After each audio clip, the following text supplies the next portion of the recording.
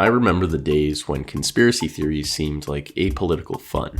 Whether it was Bigfoot, Elvis, or the aliens of Roswell, there was something kind of magical about secret meetings, cryptozoological creatures, and a world that could be understood if we only looked harder.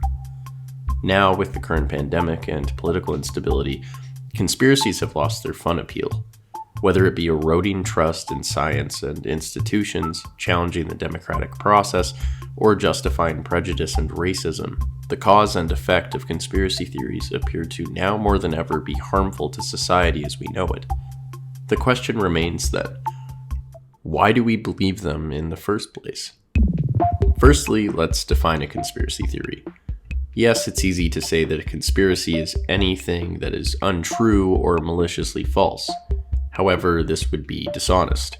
Historically, many conspiracies have come true. The Watergate scandal, MKUltra, and even the fact that tobacco companies and oil companies knew about the harmful effects of their products decades before they ever publicly acknowledged it. We can't brand everything we don't like as a conspiracy. So, what are they then?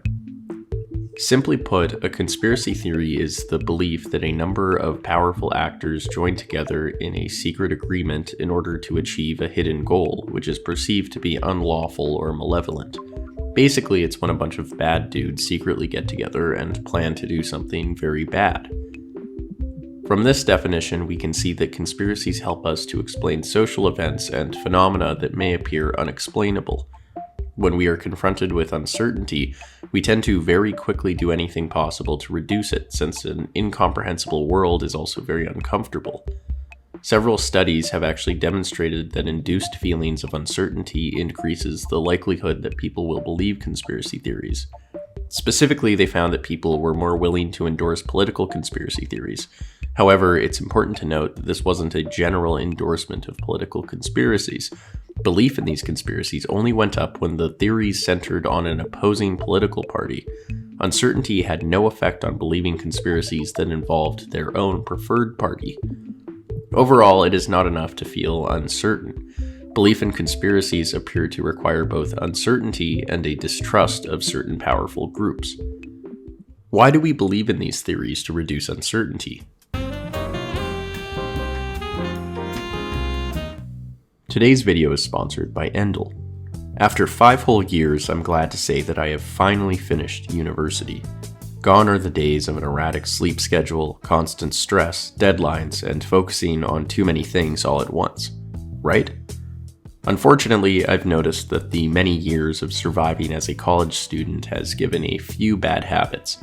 I sleep late, I can barely focus, and it's pretty hard to relax. But thankfully, I found Endel, an app that is backed by neuroscience patented technology that creates personalized soundscapes to get me back on track. How does this work exactly?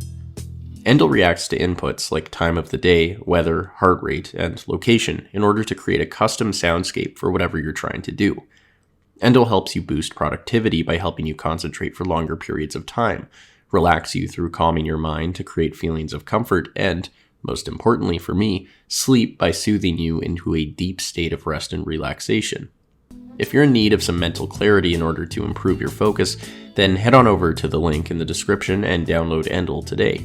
The first 100 people to download Endel will get a free week of audio experiences. As the philosopher Karl Popper argues, these theories are a lazy way to explain social phenomena. In his conspiracy theory of society, he defines conspiracies as a form of theism, a belief in gods whose whims and wills rule everything. Society and the powerful actors within it are seen as highly competent and almost omnipotent puppet masters whose intentions play out with intricate plans. Some may argue that gas prices are up because of the global elite siphoning money from the poor, or because a certain politician is lining their pockets in an effort to push their agenda. However, Popper takes a hard realist approach and suggests that most plans, in general, rarely turn out successful and tend to actually have unforeseen consequences. Society isn't this well-run system, but rather a barely held-together machine that nobody quite has the power to entirely commandeer.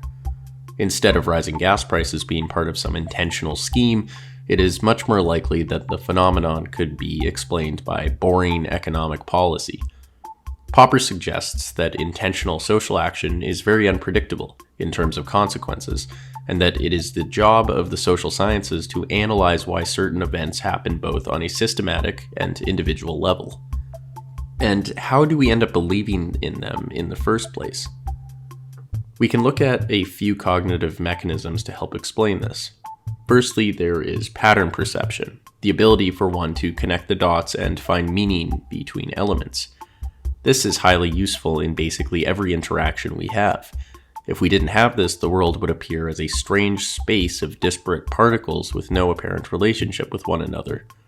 However, some of us may see patterns in things far more than others, even when no patterns exist. In one study, they had people look at paintings that were either very intentional in design and alignment versus, well, Jackson Pollock's work. They found that those who found patterns in the Pollock paintings were more likely to believe a number of conspiracy theories, but this result did not hold true for those who saw patterns in the other paintings.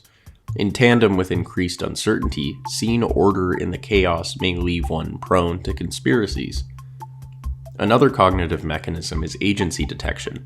Like pattern perception, agency detection is also a highly important tool in our everyday life, as it allows us to recognize the intentions in the actions of others. However, this too can also lead us into seeing things that aren't actually there. Studies found that illusory agency detection does in fact relate to greater belief in conspiracies. This ties in with Popper's views on conspiracies in that they function to explain social phenomena through making up intentions behind certain actions that may actually not be there. Finally, there is the proportionality bias. Let's say the president suddenly passes away from a virus. Lots of people die every day from viral infections. Aside from access to better healthcare, there's nothing too significantly odd about the president dying. Nonetheless, it is highly likely that the death of a sitting president would generate an insane amount of conspiracy theories. Was he assassinated? Did he fake his death? This is the proportionality bias, where we assume that big consequences must be explained by big causes. Going back to Popper, we instead find that most social phenomena actually appears to be caused by a lack of foresight, misplanning, or incompetence. It makes sense to be conspiratorial. It would be pretty scary to live in a world where nobody really knew what they were doing, and the causes behind things were far more incomprehensible and chaotic than we would assume. There's something comforting about the fact that the world may be ran by a secret group of elites, no matter how nefarious.